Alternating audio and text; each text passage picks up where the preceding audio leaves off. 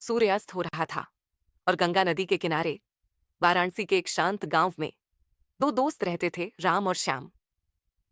राम एक गरीब किसान था जिसके पास थोड़ी सी जमीन थी और वह अपने परिवार का भरण पोषण करने के लिए कड़ी मेहनत करता था। श्याम दूसरी ओर गांव का सबसे धनी व्यक्ति था जिसके पास विशाल खेत और कई व्यवसाय थे। राम और श्याम बचपन के दोस्त थे। वे एक साथ खेले थे, एक साथ स्कूल गए थे और सुख दुख में हमेशा एक दूसरे के साथ खड़े रहे थे। हालांकि समय के साथ उनकी परिस्थितियां बदल गईं। श्याम की संपत्ति बढ़ती गई जबकि राम हमेशा गरीबी से जूझता रहा।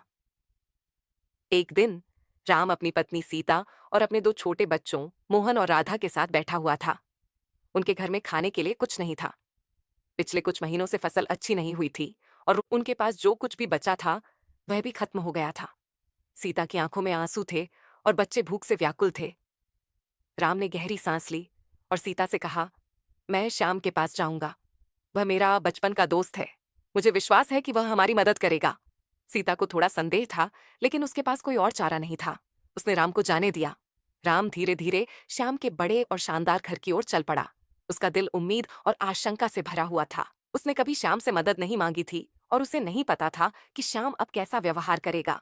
जब राम श्याम के घर पहुंचा तो उसने देखा कि श्याम एक बड़े से कमरे में बैठा हुआ है जिसके चारों ओर नौकर चाकर घूम रहे हैं। श्याम की मेज पर तरह तरह के स्वादिष्ट भोजन रखे हुए थे और वह आराम से भोजन कर रहा था। राम थोड़ा झिझका, लेकिन फिर हिम्मत करके अंदर चला गया। श्याम ने राम को देखा, लेकिन उसकी आंखों में कोई विशेष भाव नहीं आया। अरे राम, तुम यहाँ क्या कर रहे हो? श्याम ने लापरवाही से पूछा। राम ने डरते डरते अपनी गरीबी और अपने बच्चों की भूख के बारे में बताया। उसने श्याम से थोड़ी सी मदद की गुहार लगाई ताकि वह अपने परिवार का पेट भर सके। श्याम ने राम की बात सुनी, लेकिन उसका हृदय नहीं पिघला। उसने कठोर स्वर में कहा, तुम हमेशा गरीब ही रहोगे। तुम्हें काम करना चाहिए और अपनी किस्मत बदलनी चाहिए। मैं तुम्हें मुफ्त में कुछ नहीं दे सकता। राम श्याम के कठोर शब्दों से बहुत दुखी हुआ। उसे अपने बचपन के दोस्त से ऐसी उम्मीद नहीं थी। उसकी आंखों में आंसू आ गए, लेकिन उसने उन्हें छिपाने की कोशिश की। श्याम, हम बचपन के दोस्त हैं। क्या तुम मेरी थोड़ी सी भी मदद नहीं कर सकते? राम ने गिड़गिड़ाते हुए कहा। श्याम ने अपनी कुर्सी से उठकर राम को दरवाजे की ओर इशारा किया। चले जाओ यहां से। मेरे पास तुम्हारे जैसे गरीब लोगों के लिए समय नहीं है। राम का दिल टूट गया।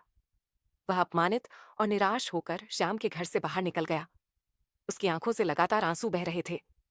उसे समझ नहीं आ रहा था कि उसका बचपन का दोस्त इतना बदल कैसे गया। जब राम घर पहुंचा तो सीता ने उसकी हालत देखकर सब कुछ समझ लिया। उसकी आंखों में भी आंसू आ गए। दोनों पति पत्नी ने एक दूसरे को गले लगाया और चुपचाप रोते रहे। बच्चे अपनी माँ बाप की उदासी को देखकर और भी व्याकुल हो गए। उस रात राम और सीता ने भूखे पेट ही सोना पड़ा। उनके मन में निराशा और दुख भरा हुआ था। राम को श्याम के व्यवहार पर बहुत गुस्सा आ रहा था, लेकिन वह कुछ नहीं कर सकता था। अगले दिन राम सुबह जल्दी उठ गया। वह जानता था कि उसे अपने परिवार के लिए कुछ करना होगा। उसने अपनी पत्नी से कहा, सीता, मैं शहर जा रहा हूं। शायद मुझे वहां कोई काम मिल जाए। सीता चिंतित थी, लेकिन उसने राम को जाने दिया। राम पैदल ही शहर की ओर चल पड़ा। वह थका हुआ और भूखा था, लेकिन उसके मन में उम्मीद की एक छोटी सी किरण अभी भी बाकी थी।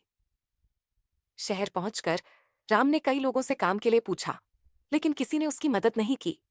हर कोई अपनी दुनिया में व्यस्त था और किसी के पास एक गरीब किसान की सुनने का समय नहीं था।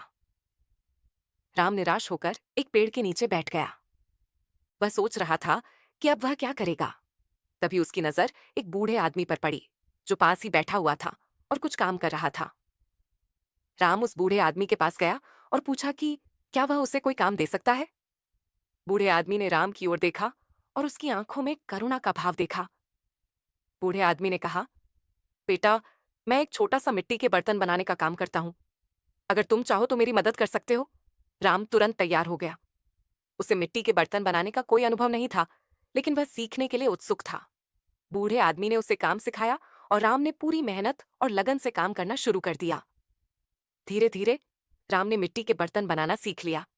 उसके बर्तन सुंदर और टिकाऊ होते थे और उनकी शहर में अच्छी मांग थी।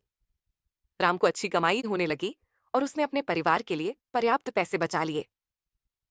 कुछ महीने बाद राम अपने गांव वापस लौटा। सीता और बच्चे उसे देखकर बहुत खुश हुए। अब उनके घर में खाने के लिए पर्याप्त भोजन था और वे खुशी से रहने लगे। गांव में लौटने के बाद राम को पता चला कि श्याम की किस्मत बदल गई है। उसका व्यवसाय पूरी तरह से विफल हो गया था और वह गरीब हो गया था। उसके नौकर चाकर उसे छोड़कर चले गए थे और उसके पास रहने के लिए एक छोटा सा घर भी नहीं बचा था। एक दिन राम ने देखा कि श्याम भूखा और थका हुआ उसके दरवाजे पर खड़ा है। श्याम ने राम से मदद की गुहार लगाई। राम ने श्याम की हालत देखकर दुख महसूस किया। उसे अपने दोस्त के बुरे व्यवहार की याद आई, लेकिन उसने अपने मन में कोई कड़वाहट नहीं रखी। राम ने श्याम को अंदर बुलाया और उसे भोजन और पानी दिया। श्याम राम के दयालु व्यवहार को देखकर हैरान रह गया। राम, मैंने तुम्हारे साथ बहुत बुरा व्यवहार किया था, मुझे माफ कर दो, श्याम ने पश्चाताप करते हुए कहा। राम ने श्याम को गले लगाया और कहा, कोई बात नहीं श्याम, हम बचपन के दोस्त हैं। दुख में सुख में हमेशा साथ रहना ही दोस्ती है। राम ने श्याम को अपने घर में रहने दिया और उसे अपने काम में मदद करने के लिए कहा। श्याम ने ईमानदारी से काम किया और धीरे धीरे उसकी आर्थिक स्थिति सुधरने लगी। इस घटना के बाद राम और श्याम की दोस्ती और भी गहरी हो गई। राम ने श्याम को सिखाया कि धन और संपत्ति ही सब कुछ नहीं होते। सच्चा धन तो प्रेम, करुणा और दूसरों की मदद करने में है। गांव के लोगों ने भी राम के दयालु स्वभाव की प्रशंसा की। उन्होंने महसूस किया कि गरीबी या अमीरी से किसी व्यक्ति के चरित्र का आकलन नहीं किया जा सकता। सच्चा चरित्र तो मुश्किल समय में दूसरों के प्रति दिखाए गए व्यवहार से पता चलता है। इस कहानी से हमें यह सीख मिलती है कि हमें कभी भी घमंड नहीं करना चाहिए और हमेशा दूसरों के प्रति दयालु रहना चाहिए। परिस्थितियां कभी भी बदल सकती हैं और हमें नहीं पता कि कब हमें दूसरों की मदद की जरूरत पड़ जाए। सच्चा धन दौलत नहीं, बल्कि मानवीय संबंध और करुणा है। जो व्यक्ति दूसरों के दुख में साथ देता है, वही सच्चा इंसान कहलाता है।